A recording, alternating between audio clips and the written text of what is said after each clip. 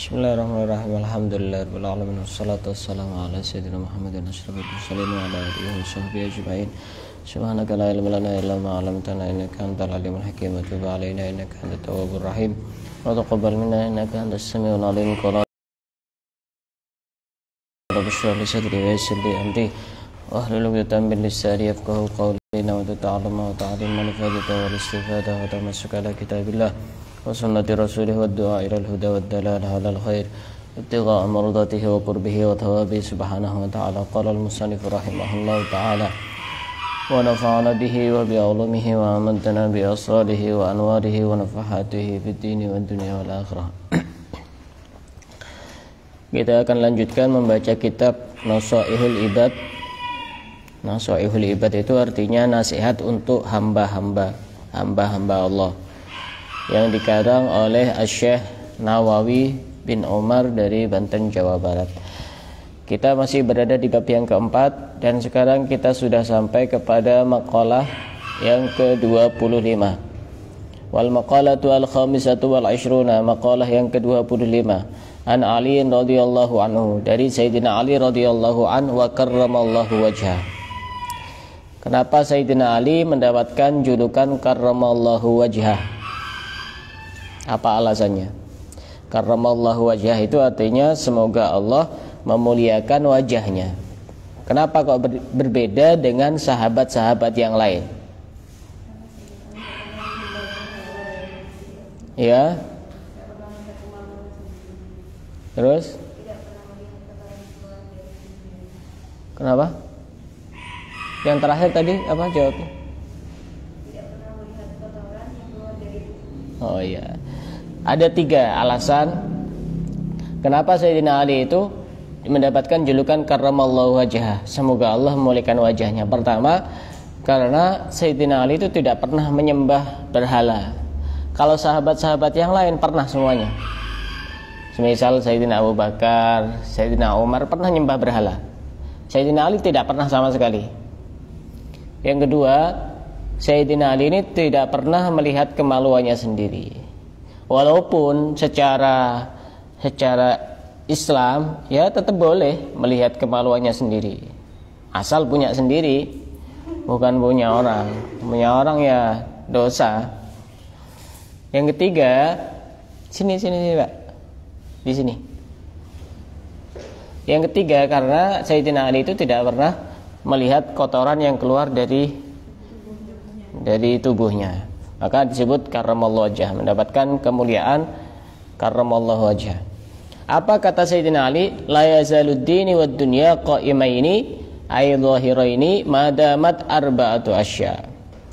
Agama dan dunia itu akan selalu tegak selama masih ada 4 hal.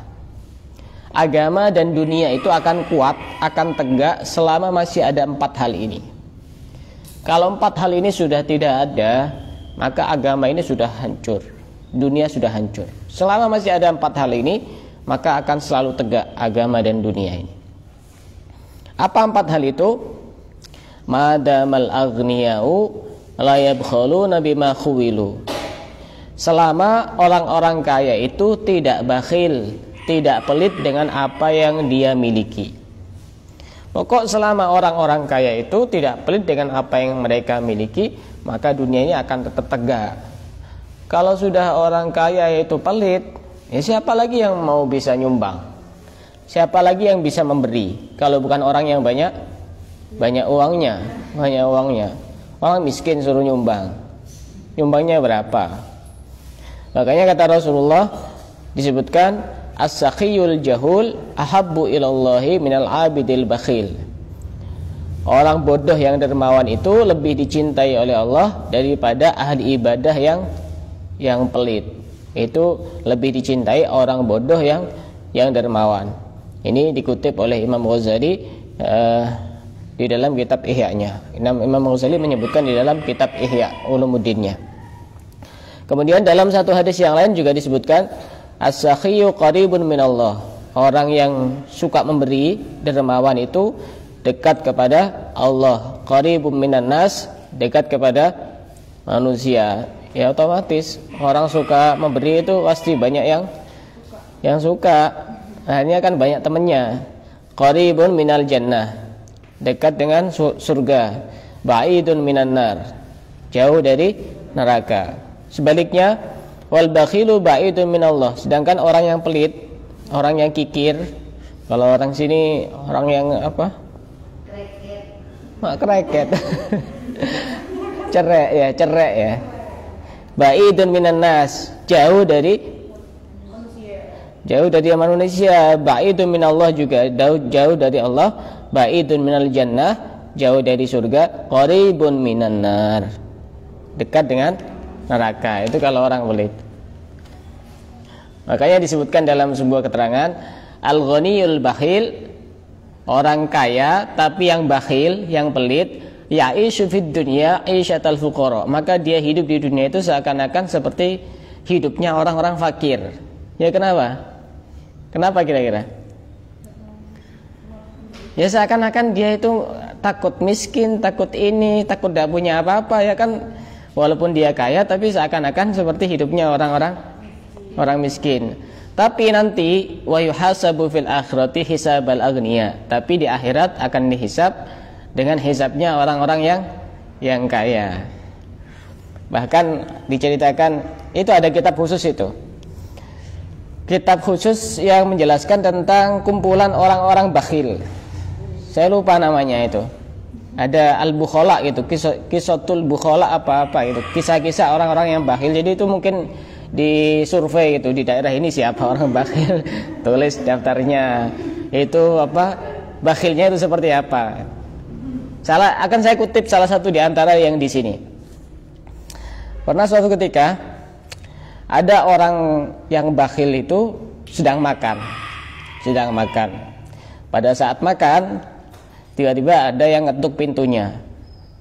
Kemudian orang bakhil ini karena khawatir yang ketuk pintu itu mau minta-minta, akhirnya dia mengeraskan suaranya, Allahu Akbar. Kenapa kok Allahu Akbar? Biar dikira sholat. Nah, biar apa? Biar tidak jadi bertamu langsung pulang. Saking bakhilnya, sampai berpura-pura dia sholat. Ada cerita yang lebih mengenaskan, dijelaskan di dalam kitab Anisul Mu'minin. Tidak perlu saya baca Arabnya biar tidak lama. Pernah suatu ketika ada sepasang suami istri lagi makan berdua. Tiba-tiba terdengarlah orang yang mengetuk pintu. Setelah dibuka, ternyata ada orang miskin. Dan dia suami istri itu makan ayam. Nah, mungkin ayam bakar ayam panggang begitu. Kemudian istrinya itu bilang, itu orang miskin kasih itu ayam itu. Kita kan punya ayam. Ayam yang sudah siap dimakan, bukan ayam hidup. Soalnya kemarin ada yang bilang, saya pengen yang bernyawa, kasih.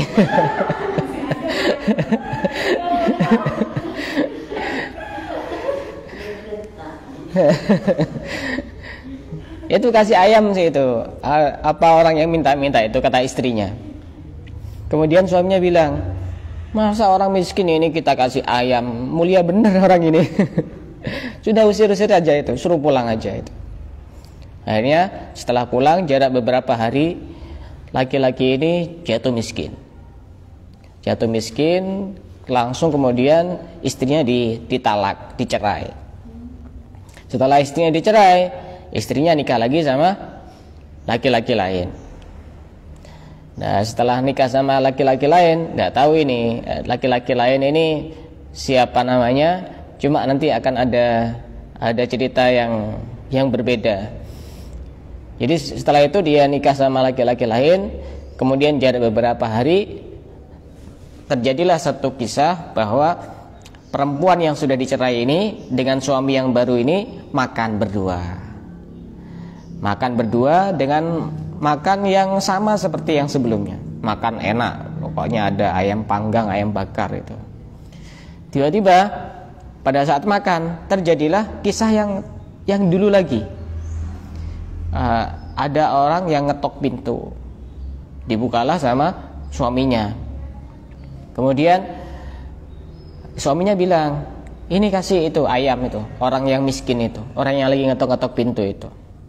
Akhirnya dikasihkan. Ini suaminya agak soleh ini, beda sama yang dulu. Kalau yang dulu kan sudah usir-usir saja itu, habiskan makanan. Ini sudah kasihkan itu, ayamnya kasihkan.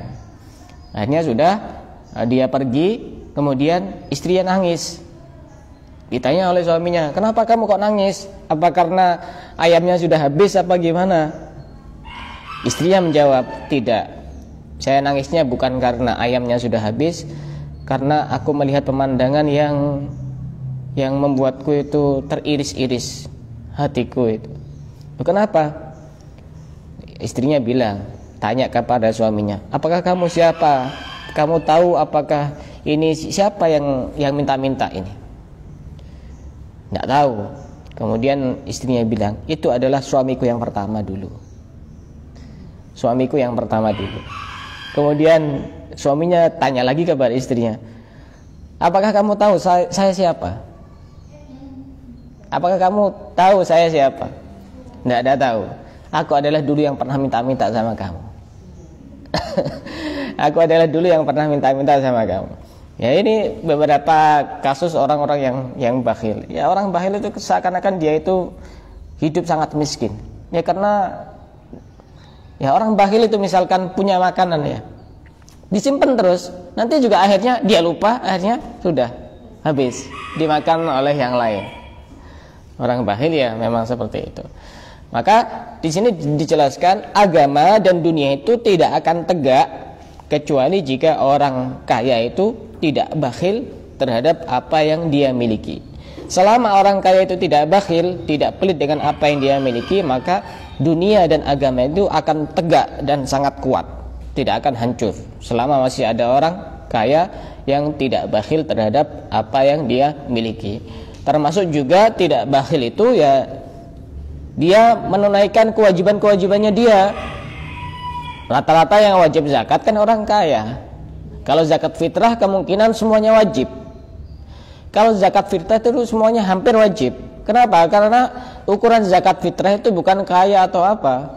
Yang penting pada saat hari raya dan keesokan harinya, malam hari raya dan keesokan harinya dia ada yang dimakan. Itu dia sudah wajib untuk mengeluarkan zakat fitrah. Jadi yang menurut survei sensus penduduk dia dikatakan orang miskin, bisa jadi dia tetap wajib mengeluarkan zakat fitrah. Itu pun kan yang dikeluarkan ya paling tidak 3 kilo. Kalau angka amannya 2,7 on. Jangan sampai mengeluarkan 2,5. Urusan ibadah kok dipakai yang sedikit, takut tidak sah. Akhirnya kan tidak dianggap untuk mengeluarkan zakat fitrah. Ini pertama. Yang kedua, wa madamal ulama'u ya'maluna bima alimu.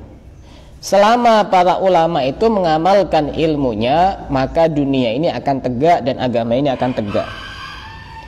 Kalau sudah misalkan orang-orang yang berilmu dia tidak mau mengamalkan ilmunya, bodoh semua, rusak, hancur sudah. Dunia itu sudah hancur semuanya, rusak semuanya. Mengamalkan ilmu itu juga termasuk mengajarkan, ini bagian dari mengamalkan ilmu.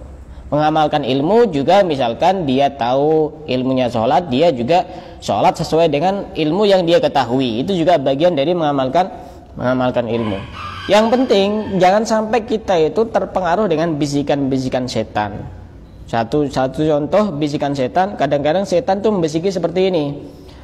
Ngapain kamu ngajak orang itu untuk berbuat baik, kamu sendiri masih belum bisa mengamalkan. Ini kadang-kadang bisikan setan. Kenapa? Karena setan itu tujuannya adalah agar dia melakukan 2 kesalahan. Akan jauh lebih baik orang ngajak kebaikan walaupun dia sendiri tidak mengamalkan, itu jauh lebih baik daripada yang tidak ngajak dan juga tidak mengamalkan. Dia melakukan 2 kesalahan sekaligus. Sama-sama salahnya sebenarnya. Sama-sama salahnya sebenarnya. Cuma lebih ringan kesalahannya orang yang mengajarkan ilmu walaupun dia masih belum bisa mengamalkan. Tapi ya tetap harus berusaha untuk bisa mengamalkan. Ilmu yang kita pelajari kan banyak. Apakah harus kita amalkan semuanya? minimal sepertiga itu sudah cukup. Sepertiga itu kadang kita susah untuk mengamalkan. Sepertiga itu sudah cukup dari 100%. Sepertiga itu berapa? Kurang dari seperempat apa berapa? 37 ya? Berarti lebih dari seperempat? Kurang? Kalau seperempat kan 25. Lebih dari seperempat ya. Kalau kita pikir kita sudah belajar dari kecil sampai sekarang, yang kita pelajari kan juga banyak. Apakah mampu untuk mengamalkan semuanya? Ya susah. Ya minimal sepertiga itu bagian dari zakat kita terhadap ilmu yang kita keluarkan. Maka itu kita sudah dianggap cukup. Karena sebagian orang itu ada yang ngomong seperti ini, ngapain belajar kitab yang besar-besar, yang kecil saja masih belum bisa diamalkan. Ya kalau yang kecil-kecil terus, nanti tidak belajar yang besar, nanti gimana ilmunya? Kecil kan pembahasannya juga sedikit, pembahasannya juga sempit dan tidak panjang lebar, sehingga harus membutuhkan kitab-kitab yang juga lebih besar. Pokok selama para ulama itu dia mengamalkan ilmunya, maka dunia dan agama ini akan tegak, tidak akan hancur, tidak akan goyah. Al ulama warasatul anbiya. Ulama itu adalah pewaris para nabi. Makanya dulu itu pernah suatu ketika ada seorang sahabat yang bernama Abu Hurairah. Abu Hurairah itu bilang kepada orang-orang yang ada di pasar, diumumkan, itu di sana ada orang-orang bagi warisan di sana. Di sana ada orang bagi warisan, di masjid ada orang bagi warisan. Kemudian akhirnya orang-orang yang di pasar ini semuanya lari untuk datang ke masjid.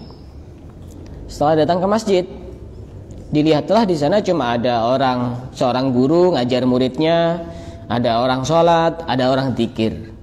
Sehingga langsung balik lagi ke pasar semua orang itu. Cari siapa? Abu Hurairah. Katanya kamu itu di sana ada orang bagi-bagi warisan. Nyatanya tidak ada. Kemudian Abu Hurairah bertanya kepada mereka, orang-orang pasar itu, kamu lihat apa di masjid? Ya saya lihat ada orang ngajar, ada guru, ada murid, ada juga yang sholat, ada juga yang berzikir. Kemudian Sayyidina Abu Hurairah berkata kepada mereka, apakah kamu tidak pernah mendengar Rasulullah itu bersabda,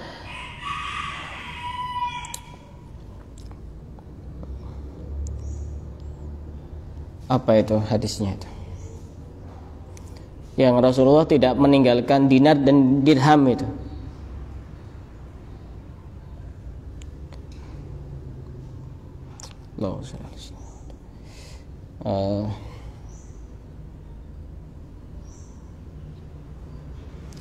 Innal anbiya lam yuwarithu dinaron wala dirhaman wa innama warrasul ilma. Sesungguhnya para nabi itu tidak mewariskan dinar dan dirham, tidak mewariskan rupiah dan dolar, tapi yang diwariskan adalah ilmu. Dan di sana ada orang ajar, itu kan berarti bagi-bagi warisan. Kita ini sebenarnya di sini setiap hari itu bagi-bagi warisan. Warisan itu akan menjadi mulia ketika kita tahu siapa yang punya warisan itu. Sedangkan ilmu adalah warisan para nabi. Coba misalkan salah satu dari kalian itu dikasih hadiah sama presiden, hadiah misalkan uang 5.000, pasti kesannya itu berbeda. Kenapa? Karena yang ngasih berbeda. Nah ilmu ini pasti lebih mulia dari itu. Kenapa? Karena ilmu itu adalah warisan para nabi yang kemudian diturunkan kepada para sahabat, kepada para tabi'in, yang kemudian disebarkan oleh para ulama. Maka selama para ulama ini masih mengamalkan ilmunya, maka dunia ini akan selalu tegak dan agama ini akan selalu tegak. Ini yang kedua. Yang ketiga, wa madamal juhala'u la yastakbiruna amma lam ya'malu. Selama orang-orang bodoh itu tidak sombong dengan kebodohannya.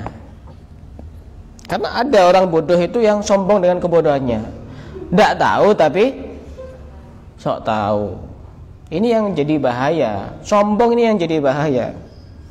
Bodoh ya bodoh, tapi jangan ditampakkan kalau dia bodoh. Kalau udah tahu ilmunya ndak usah ngomong, ndak usah komentar.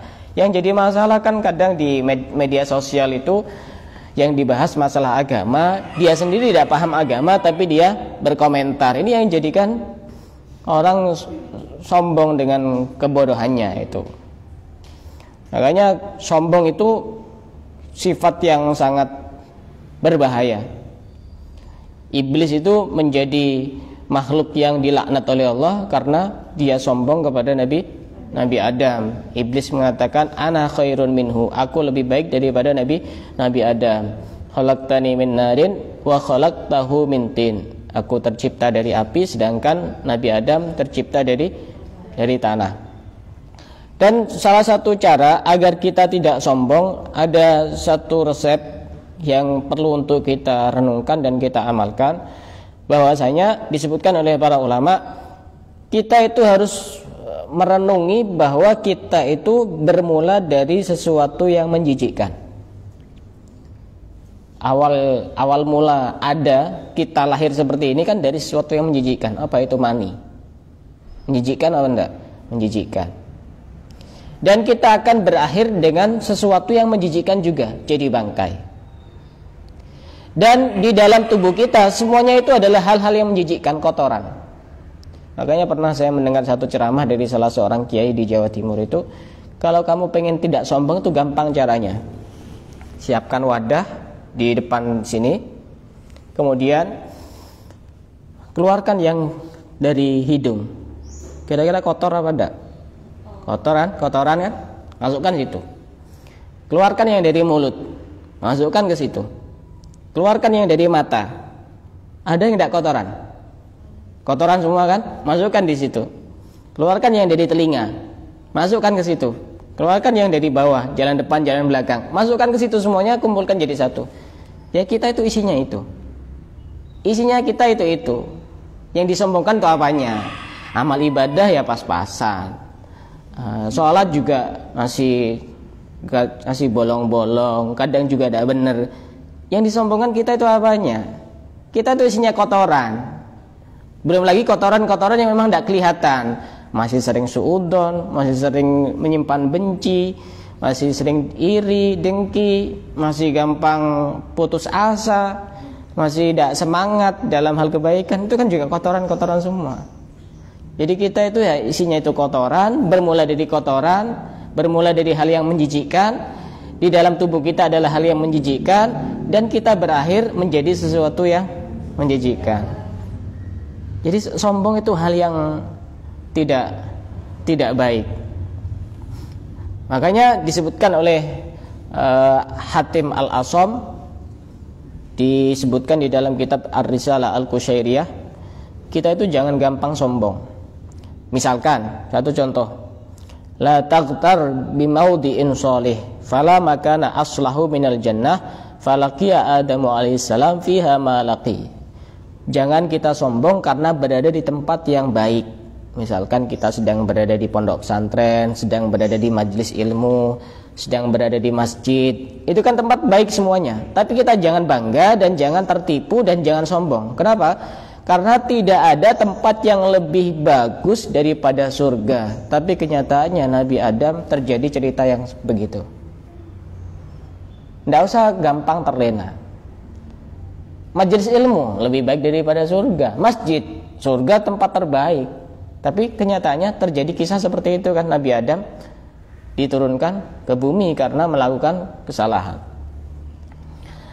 Jangan juga wala taghtarra bikasratil ibadah, dan kita jangan sombong karena banyaknya ibadah. Jangan tertipu, jangan bangga dengan banyaknya ibadah. Kenapa? Fa inna iblisa ba'da tuli ta'abbudihi laqiya ma laqi. Karena iblis itu ahli ibadah. Dan diceritakan bahwasanya tidak ada sejengkal bumi pun yang tidak pernah digunakan sujud oleh iblis. Ahli ibadah, gelarnya tinggi-tinggi di langit itu. Tapi karena dia sombong dengan ibadahnya, akhirnya iblis mendapatkan laknat dari Allah. Wala taghtarra bikasratil ilmi, dan jangan kita sombong karena banyaknya ilmu. Jangan bangga, jangan sombong, jangan terlena dengan kita mempunyai banyak ilmu. Kenapa? fa inna Bal'am kana yuhsinu ismallahil a'zam fanzur madza laqi haitsu kafar. Karena dulu ada seorang laki-laki bernama Bal'am bin Ba'ura. Itu orang yang ahli ilmu, banyak ilmunya, sampai mengetahui rahasia nama-nama Allah yang agung, sehingga ketika dia berdoa itu pasti langsung dikabulkan oleh Allah. Tapi kenyataannya dia itu menjadi kafir disebabkan karena membantu orang kafir dengan doanya, sehingga ketika orang kafir mau perang dengan orang Islam didoakan oleh Bal'am bin Ba'ura. Akhirnya waktu doa itu lidahnya ditarik oleh malaikat sehingga dia itu mati dalam keadaan menjulurkan lidahnya. Orang banyak ilmunya. Orang banyak ilmunya, apalagi kita ya tidak ada apa-apanya. Biasa-biasa saja kita itu. Semuanya adalah titipan dari Allah. Dan juga jangan bangga, jangan sombong dengan kita sering bertemu dan melihat orang-orang soleh. Wala taghtarra bi ru'yatis sholihin. Fala syahsa akbaru qadran minal mustafa. Karena tidak ada orang yang lebih soleh daripada Nabi Muhammad. Ya, ada orang soleh daripada Nabi Muhammad, tidak ada kan? Tapi apa yang terjadi? Abu Jahal sering tidak melihat Nabi Muhammad? Sering. Beruntung apa celaka? Celaka.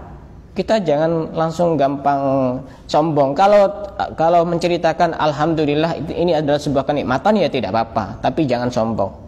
Alhamdulillah misalkan baru saja saya bertemu dengan ulama ini, ulama itu, ulama si fulan bin fulan, ya tidak apa-apa asal tidak sombong. Karena sombong kan ada di sini.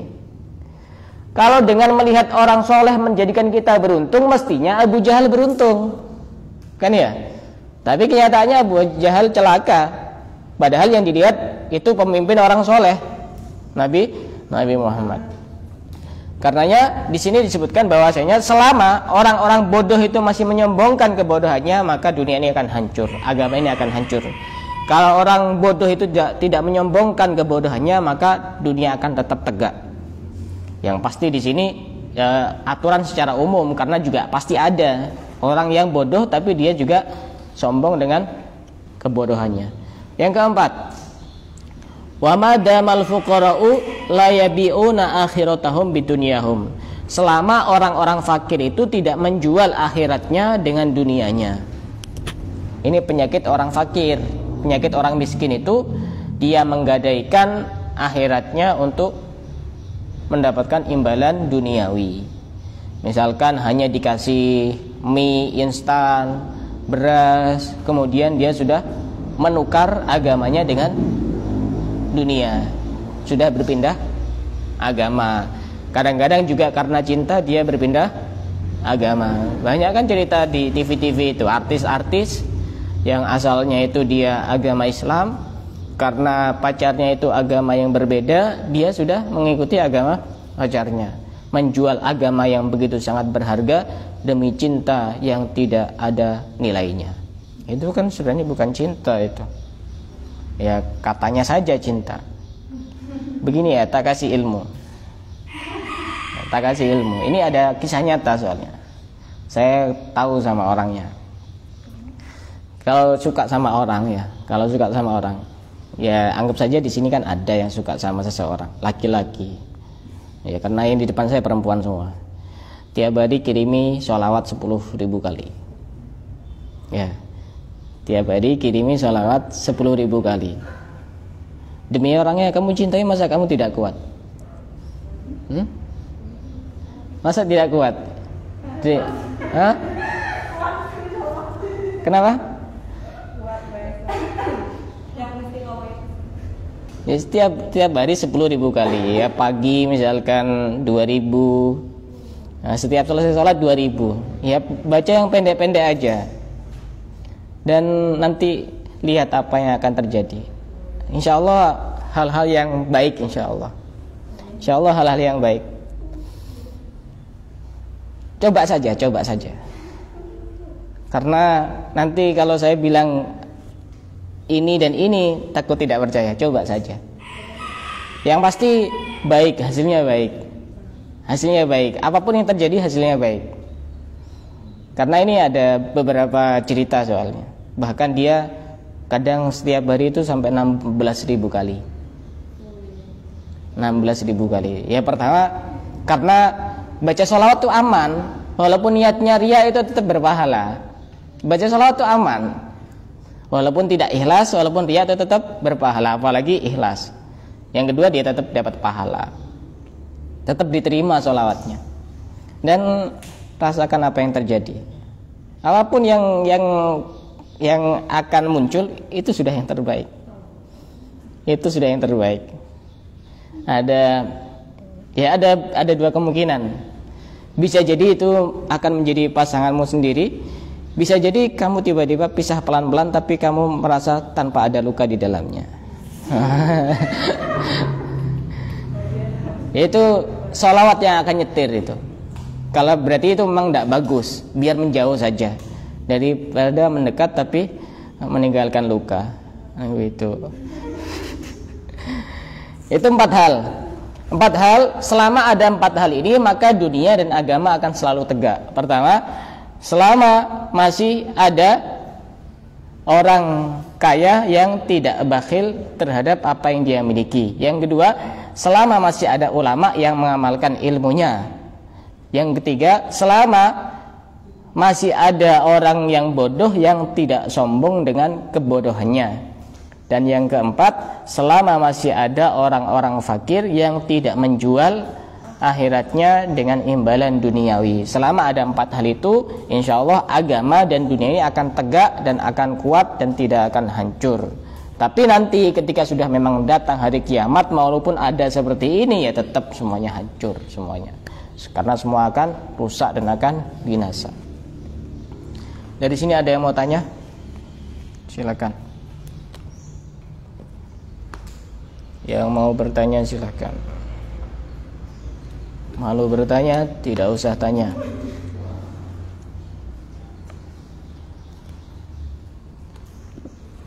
Tidak ada? Ya.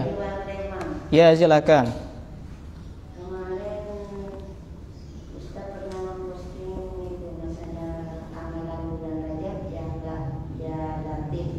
Oh ya. Yaitu diamalkan 129 kali pagi dan siang di sore hari kalau umpamanya tidak mempunyai hajat besar. Iya. Kalau mempunyai hajat besar 6.666. Iya. Yang dimaksud hajat besar itu apa, Ustaz? Ini yang penting pokoknya.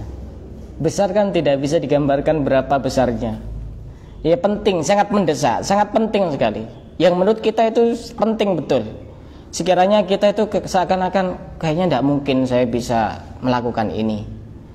Misalkan butuh biaya banyak atau apa, pokoknya yang menurut kita sangat penting. Kan tiap orang itu kan beda, kepentingan orang itu kan beda. Bisa jadi menurut orang lain penting, menurut kita biasa-biasa karena kita mampu. Pokoknya yang menurut kita sangat penting sekali. Maka itu bisa seperti itu dengan dicicil. Itu amalan dari Habib Abdullah bin Abdurrahman Al-Muhdar. Beliau asli Tarim dan sekarang tinggal di Pasuruan. Ya.